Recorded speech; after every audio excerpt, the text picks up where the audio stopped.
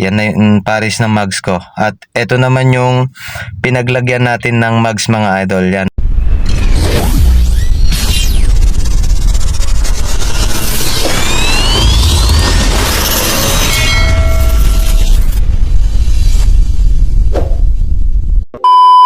At ito na nga mga idol, simulan na natin yung first step natin mga idol.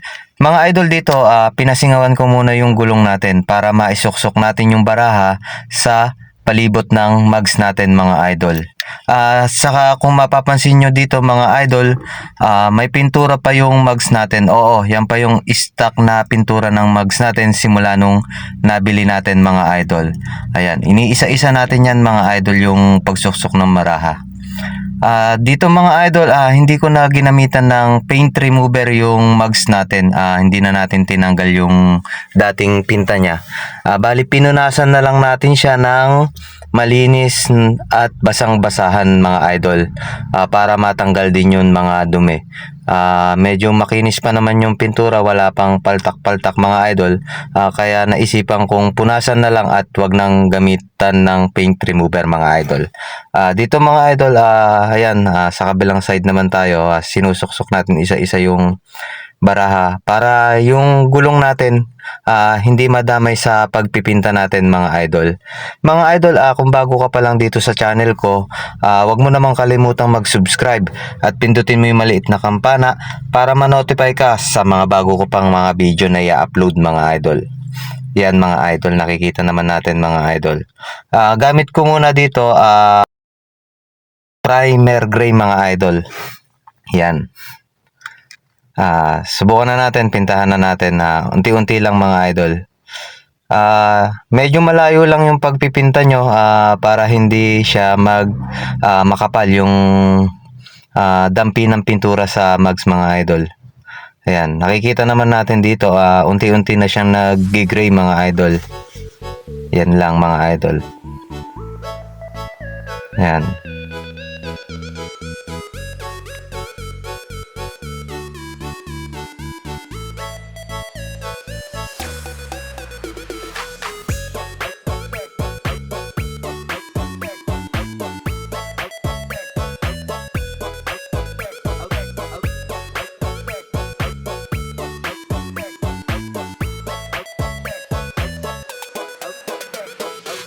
Bikin Mansuya.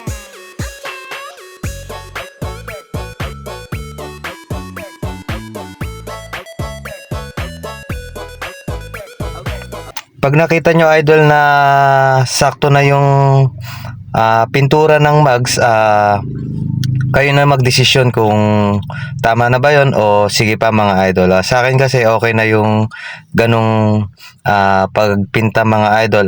Primer lang naman yung ginamit natin mga idol. Mamaya na natin pupuliduhin mga idol.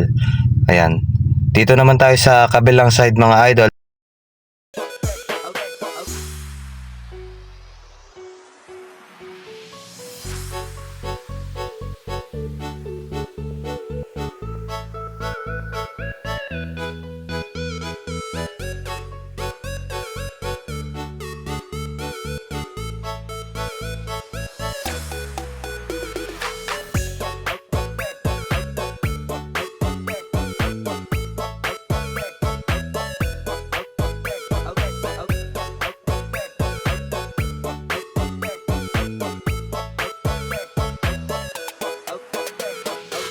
Yan mga idol, pintahan lang natin ng pintahan, isprehan lang natin mga idol hanggang sa makuha na natin yung tamang timpla ng pagka-primer niya mga idol.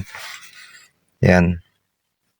Ang mga idol dito, pinatuyo ko siya ng mga 30 minutes at eto na yung kasunod na ipipinta natin, i-spray. Kulay puti mga idol. Yan. Yan. Medyo malayo lang yung pag-spray nyo mga idol para yung moist yung dumampi sa mugs natin, para hindi muna masyadong makapal. Mamaya na natin isi-second coating mga idol. Yan. Unti-unti. Mga idol, ayan, nakikita nyo, unti-unti namang pumuputi. Ayan. Mamaya mga idol, ipapakita natin sa gawing dulo ng video natin kung paano ba yung naging kinalabasan ng pagpipinta natin mga idol. Man Suya. Yan. Hindi ko na pala tinanggal dito mga idol yung disc plate, gawa nung papalitan naman natin ng panibago, kaya okay lang na mapinturahan siya mga idol. Ayan. Dito naman tayo sa kabilang side mga idol. Ito pa rin, first coating pa din to mga idol.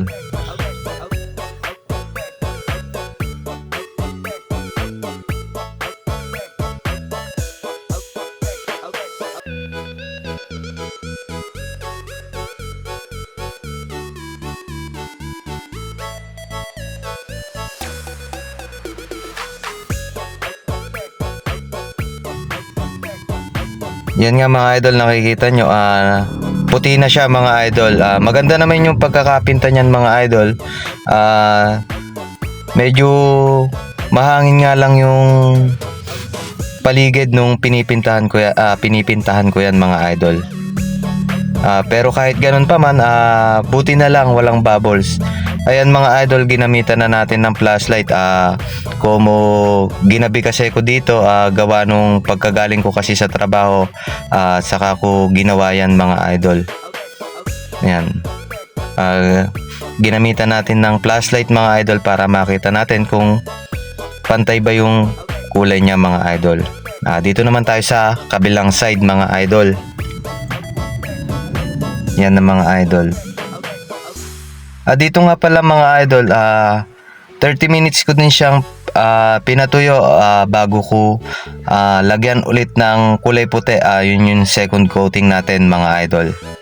Ayan, pinipintahan natin, ini-sprayhan natin mga idol. Pagka kumpleto na yung pagkaputi para sa inyo mga idol, po pwede na yun. Sa akin kasi yung isang bote niyan, ginamit ko lahat sa isang mugs mga idol. Ang nagamit ko nga pala sa isang mugs mga idol, bali 3 bote mga idol. Isang primer, isang kulay puti, saka isang clear mga idol. Ayan.